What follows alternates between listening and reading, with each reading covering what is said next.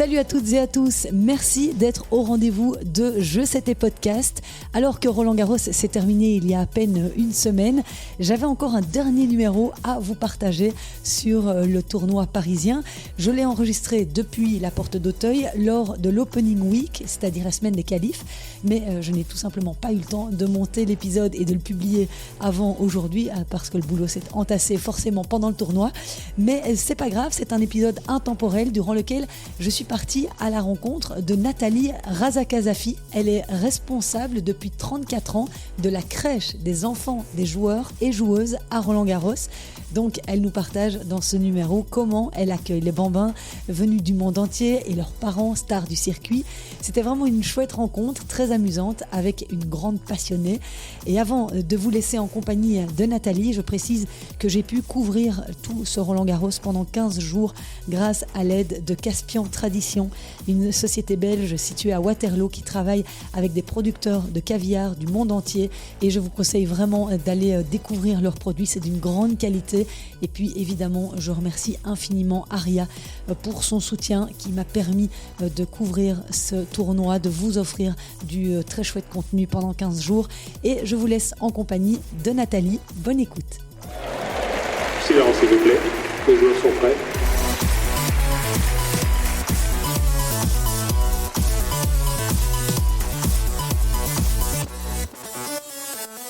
Bonjour Nathalie. Bonjour. Merci beaucoup de venir dans mon podcast. Tu n'as pas l'habitude, mais c'est pas grave, je vais te mettre à l'aise, tu vas voir. On est chill, on est assis ici à côté du food court de Roland-Garros, donc on est bien, il fait beau, les oiseaux chantent. Ouais, là, il fait très beau. Et j'ai évidemment envie de savoir un petit peu que tu me racontes. C'est toi qui as eu l'initiative de faire une crèche à Roland-Garros pour les enfants des joueurs, je précise donc. Oui, alors c'est pour les enfants des joueurs. Non, je ne suis pas à l'initiative de cette crèche. Il y a 34 ans, je revenais des États-Unis, j'avais fini mes études à New York et donc je parlais correctement anglais et une amie qui était infirmière ici dirigeait la garderie des enfants des joueurs et elle avait besoin d'une personne qui parle couramment anglais. Et donc elle m'a dit, est-ce que tu veux t'occuper de la garderie ? Je me suis dit, pourquoi pas. Voilà, ça a commencé il y a 34 ans. Et donc elle existait déjà avant quand tu es Alors arrivée ? elle était sous une tente.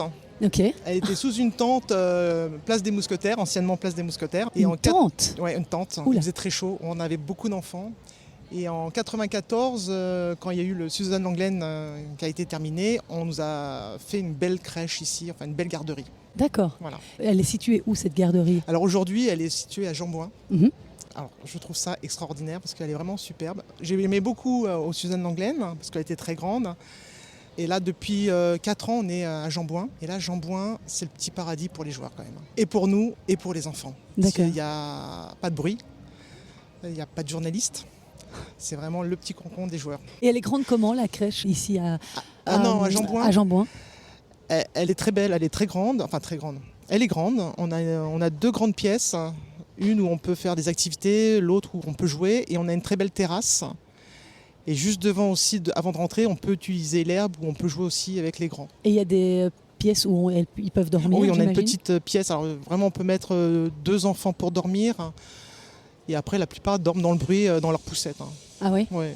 Ils sont tellement habitués. Ils sont habitués à ça ? Ouais. Ah oui, donc vous privilégiez de les mettre dans la poussette plutôt que dans le lit parce que c'est à ça qu'ils sont habitués, quoi. Ah, mais c'est leur maison. Ouais. C'est leur odeur. C'est le seul truc qu'ils ont tout le temps avec eux. La poussette, c'est vraiment leur petit truc à eux. Donc il y a intérêt qu'il y ait une bonne poussette, quoi. Ouais. Elles sont souvent maintenant, ça devient des lits. Mais c'est très compliqué pour moi parce que je sais pas, ça doit être des hommes qui font construire ces poussettes, mais ça se ferme jamais pareil. Il n'y en a pas une qui se ferme pareil. C'est horrible. Alors ça se passe comment en gros, les joueurs on doivent demander à l'avance s'ils pourront déposer leur enfant Non. ou bien Non. c'est freestyle n'importe C'est freestyle. Ils savent à peu près quel jour ils vont jouer. Donc ils savent, mais ils ne savent pas des fois à quelle heure ils vont jouer. Mhm. Donc vous avez des parents qui aiment déposer leur enfant le matin, Ouais. dès le matin, et vont rester jusqu'au soir. On a d'autres joueurs qui préfèrent laisser l'enfant que quand lui joue, Ouais. ou elle joue. Mhm. Et il y a des mamans qui préfèrent rester avec nous à la garderie et regarder le match de papa à la télévision avec nous. D'accord, ça aussi. Voilà, on a tout. Et donc tu es seule pour gérer cette crèche ou bien vous êtes combien de puéricultrices ? Alors non, j'ai 8 filles qui travaillent avec moi. D'accord. Donc on est 9 en tout avec moi. Et à peu près sur la semaine très forte, ça va être la semaine prochaine, Ouais. on tourne à 7-8 par jour. Là, cette semaine, on tournait à 4-5. Et la troisième semaine, on sera à peu près 4-5 aussi. Et vous pouvez accueillir jusqu'à combien d'enfants dans la crèche? Il n'y a pas de chiffre limite en Il fait. n'y a pas de chiffre, si, pour la loi, si, Oui. la loi française. Ouais, bah oui. Logique. Alors, en priorité, on prend que les enfants qui jouent, où les papas et mamans jouent. Mais si on a de la place, on peut aller jusqu'à 20. Si on est 8, Ok. 9, Ouais. on est souvent 8 quand même. Et donc c'est un protocole d'une crèche normale, donc c'est-à-dire vous faites à manger le midi, vous avez des activités. Alors, protocole de crèche normale, je vais dire non. Parce qu'on a la PMI de Paris quand même qui viennent nous voir. Ils ont un peu du mal à comprendre comment on fonctionne. Parce J'imagine. qu'on a des enfants de tout pays, Ouais. tous les pays. Donc un enfant de tout pays, ça veut dire il ne dort pas à la même heure qu'un enfant parisien, on va dire, ou de France. Il mange pas comme un enfant français. Et un Espagnol ne va pas manger la même chose qu'un Américain. Enfin, c'est très compliqué. Mais nous, on s'adapte. C'est-à-dire que les parents sont très contents. Nous, on fait notre petite bouillabaisse pour eux. Et ils sont très contents. Moi, s'il y a une maman qui me dit vous ne le faites pas dormir avant 18h, il dormira à 18h, c'est tout. Ah ouais. Voilà, la sieste, ce sera à 18h. On le fera à 18h. Et c'est dur de communiquer avec des enfants qui ne parlent pas le français, non? Alors pas du tout. Moi je pense que moi j'appelle ça le bébé langage. En fait, un enfant, je crois que toute nationalité, il comprend nos expressions sur notre visage. Donc je pense réellement qu'il n'y a aucun problème. Et entre eux, ils se connaissent tous parce qu'ils font le tour du monde ensemble. Ah oui. Souvent, il y en a un, il me dit mais un tel, il vient quand? Mais parce que je crois que son papa, il a déjà perdu, il devrait être là dans un autre tournoi. Voilà, c'est assez drôle. Donc non, ils se connaissent et ils se comprennent en fait. Ouais. Et donc c'est des forfaits quoi, à la journée, ou bien ils payent pour le tournoi, les joueurs, ou bien ou c'est compris dans le prix Ah non, il n'y a pas de prix en fait. Ah, ok. C'est un petit luxe qui est offert pour les joueurs. Ah oui, c'est Donc, top non. ça. Donc vous êtes rémunéré par le tournoi quoi. Voilà. Bah, c'est chouette ça. Ouais. Donc ça dépend pas du nombre d'enfants qui restent, Non, c'est pas le du tout. même Pas chose. du tout. Non, D'accord. non. Ok. Mais ça fait 36 ans, 34 ans. 34 ans, me vieillissez pas.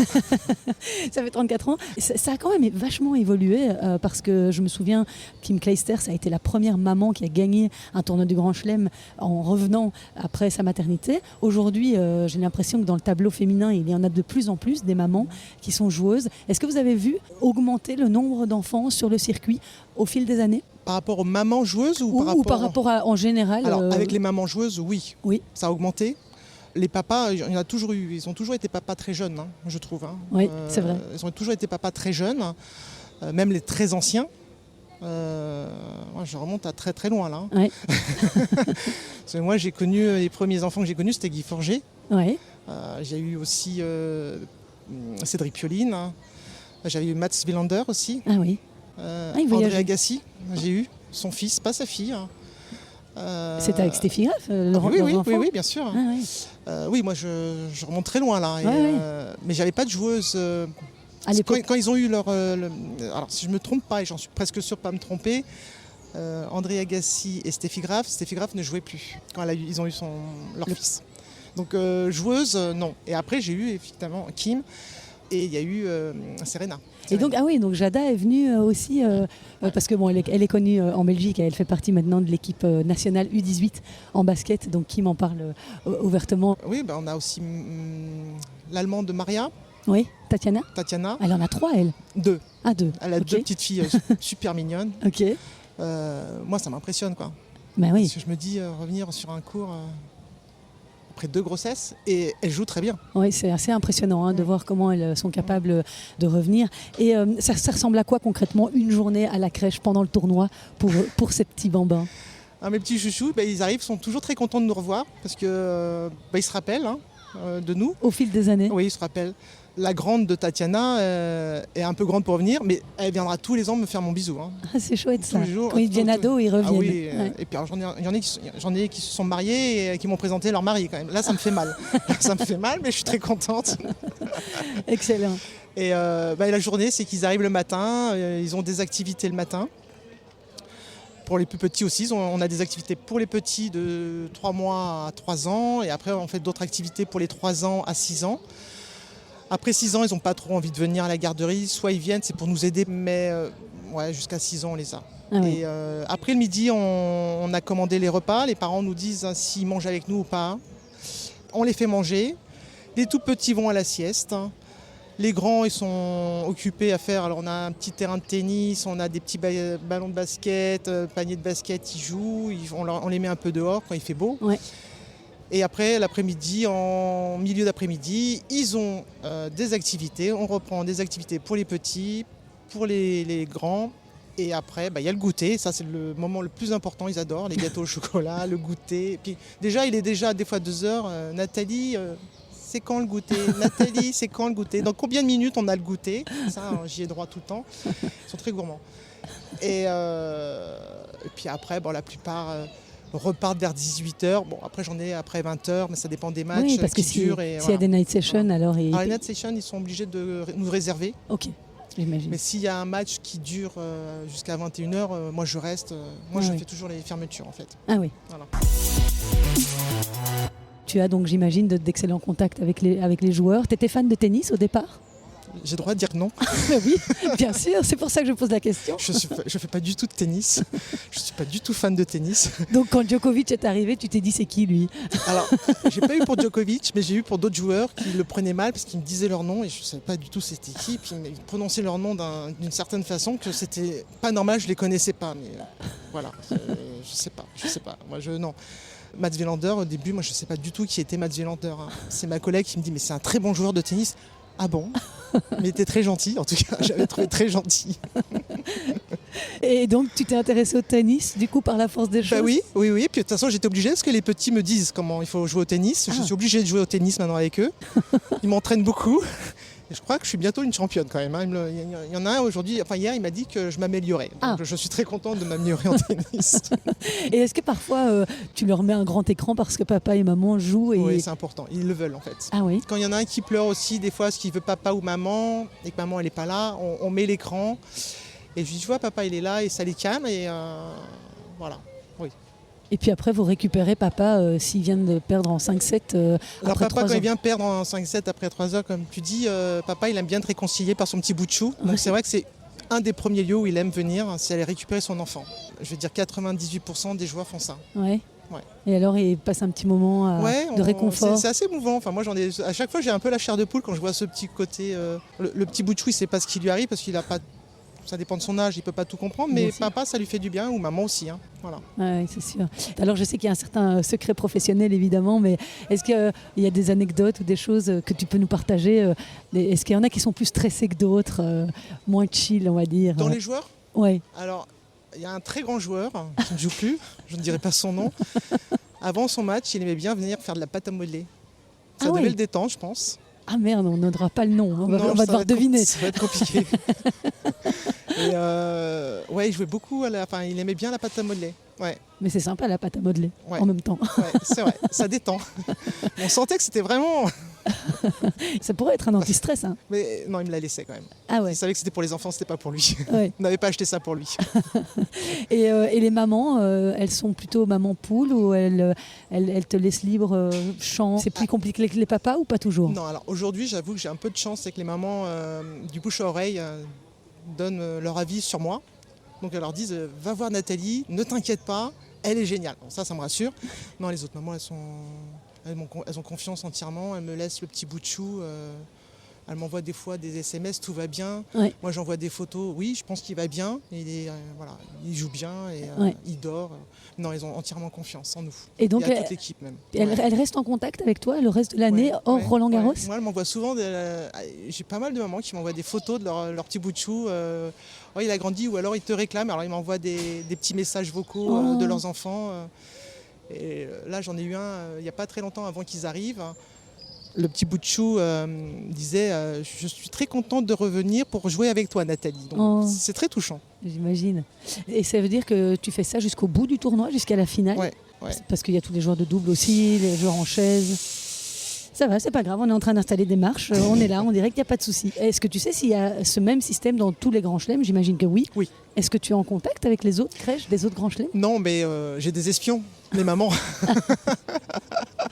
J'ai des super espionnes. Elles me donnent des petits trucs des fois que je veux améliorer pour l'année d'après. Ah oui. Pour être plus au top en fait. Ah oui, c'est vrai, encore. Alors, j'ai une super anecdote, c'est l'année dernière, j'ai une des mamans d'un joueur français qui me dit « Tu sais, à Wimbledon, il y a un petit truc qu'ils font que vous ne faites pas. » Je dis « Ah bon, c'est quoi ?» En fait, ils font l'empreinte des enfants, mais avec à côté le logo de Wimbledon. Et du coup, j'ai cogité pour cette année et je lui ai dit que c'était grâce à elle. Et ben nous, cette année, on fait le logo, l'empreinte des enfants, mais pas à la peinture, avec la terre battue, Ah, génial. avec le logo de Roland-Garros et l'année. Et on plastifie tout ça, et ben les mamans sont super contentes. Ah ouais, c'est génial. Et donc je crois qu'on fait mieux que Wimbledon. Ouais. Je sais que tu peux pas peut-être citer de nom, mais si je peux te demander, même dans les anciens que tu n'as plus, celui qui était le plus drôle. Le parent le plus drôle. Alors moi le problème c'est que les papas quand ils me les déposent c'est qu'ils vont bientôt jouer donc ils sont pas très drôles en fait. Ils sont dans leur bulle déjà. Quand ils arrivent concentrés. Ouais, ils sont concentrés. Même s'ils vont jouer l'après-midi, mais je pense qu'ils sont déjà dans leur... Enfin, moi, je suppose qu'ils sont dans leur bulle. Ouais. Par contre, ils sont toujours très, très gentils à nous dire bonjour. Enfin, j'ai jamais eu de parents embêtants, mal élevés, on va dire, Ouais. pour moi. Franchement, ils sont tous très gentils, les joueurs. En tout cas, ceux qui ont des enfants. Je parle les autres, je sais pas. Ouais. Mais drôle, à me faire rire. À te faire rire. Alors c'est les enfants qui me font rire. Je suis obligé de dire comme ça. Les enfants me font rire. Leurs enfants sont très drôles. Si l'enfant est drôle, c'est qu'un des deux il doit être drôle quand même. Ouais. Et c'est les enfants de qui étaient fort drôles? Je pense qu'il y en a que je peux dire aujourd'hui. Les enfants de Pierre-Hugues Herbert sont très drôles. Et je les adore. Voilà. Il est chouette aussi, hein, lui. Ouais, il est très gentil. Ils sont tous les deux très gentils. Les parents sont très gentils. C'est normal qu'ils aient deux enfants. Mais les deux sont très drôles. Et il y en a des turbulents, particulièrement turbulents? Oui. Mais je ne dirai pas les noms. Là, je suis désolé, je peux pas. Des pourris gâtés. Je suppose. Alors, je pense pas que ce soit des pourris gâtés.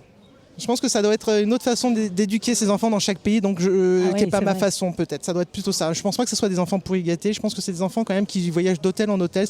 C'est pas drôle pour eux tous les jours. Moi, je dis toujours que leur maison, c'est leur poussette. Oui, c'est vrai. Ces enfants-là dorment mieux dans leur poussette que dans un lit quand ils veulent faire leur sieste parce que c'est leur petit chez eux, quoi. Mais oui. Donc voilà, c'est sûr. Pourri gâtés, je pense pas. Je pense qu'ils sont, en fait, ils sont normaux pour moi. C'est vraiment des enfants normaux qui sont, mais qui voyagent tout le temps, donc il faut les prendre autrement. Et il faut les prendre comment? Accepter leur décalage,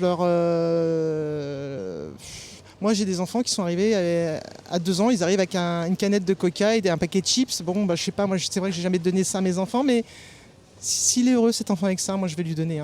Je vais pas... Si tu devais retenir une émotion ou une image vécue à la crèche, je suppose que tu en as peut-être. Alors c'est juste après...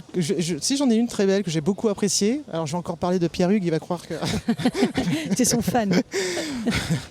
Je suis très fan de ses enfants. Son aîné, c'était juste après le Covid. On était logés à l'hôtel à cause du Covid et Pierre-Hugues et Nicolas Bahut étaient en finale double sur le central. Et j'ai dû prendre une voiture et amener leur fils de l'hôtel jusqu'ici et de l'amener sur le terrain pour la finale. Et j'ai trouvé ça tellement beau. Parce que j'ai fait le dernier point avec le petit bout de chou dans mes bras. Et après, il a pris son fils. Et ça, j'ai apprécié. C'est une belle image pour moi. Il n'y a pas d'autres moments où tu as été amené à peut-être les accompagner sur le cours? Beaucoup. Si, beaucoup. Ah oui. Mais c'est souvent pour les finales. Pour les finales, souvent, la maman, elle me dit dans 15 minutes, est-ce que tu peux m'emmener mon fils Voilà. Et il y en a qui t'ont surpris par leur simplicité ou leur gentillesse, alors qu'ils étaient peut-être des joueurs du top, où tu t'es dit, ouais. Alors, je vais dire son nom, là. Oui. Roger. J'allais dire Roger. Et sa femme. Oui, Mirka. Mirka, un couple adorable, avec une éducation de leur fille. Moi, j'ai connu que leur fille, j'ai pas connu leur fils. Et elles étaient jumelles et les filles sont jumeaux. Enfin, les garçons sont jumeaux. Mais je les ai pas eu les jumeaux, on a eu que les filles. Mais d'une gentillesse, les filles, une éducation extraordinaire. Extraordinaire. Et Roger d'une simplicité. Simplicité, Mirka pareil. Moi, ça m'impressionnait en fait. Moi, j'ai une petite anecdote, mais c'était au tournoi de Bercy. Avant, ça s'appelait le tournoi de Bercy pour moi. Oui, moi aussi. Ça remonte, j'ai un peu du mal à dire le RPM. Oui. Même s'il est à Nanterre, je dis toujours Bercy. Donc. Moi aussi, l'autre fois, j'ai parlé de Paris-Bercy dans mon podcast, mais ça, c'est plus grave. Et on avait les jumelles, on n'avait que les jumelles. Et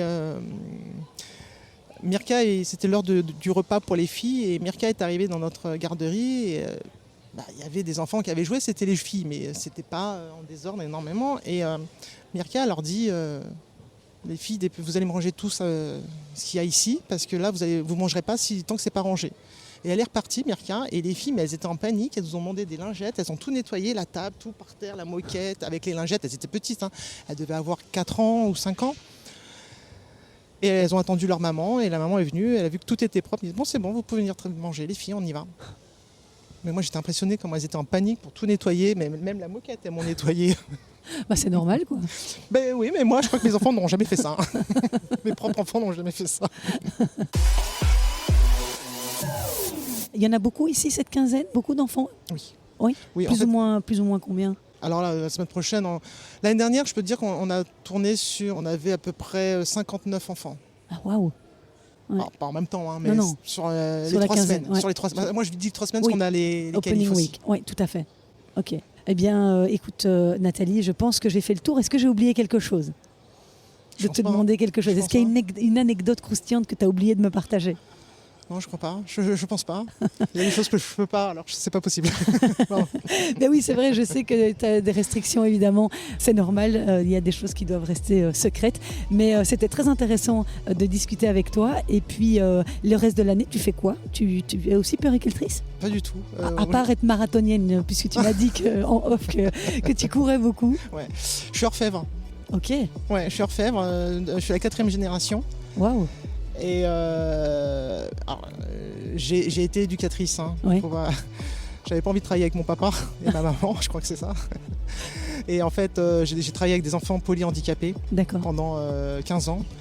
Et quand mon papa a pris sa retraite, j'ai récupéré la société, donc j'ai arrêté. Et donc quand je viens tous les ans ici, c'est ma petite piqûre de rappel de travailler avec les enfants. Ah bah Ça, oui. ça me plaît beaucoup. Ah, Voilà. c'est bien, c'est une bonne petite bouffée d'oxygène. Ouais, Et donc tu prends congé pendant ces 3 semaines-là. je suis chef. Donc Tu es ça va. chef, donc ça va, t'as pas de compte à rendre.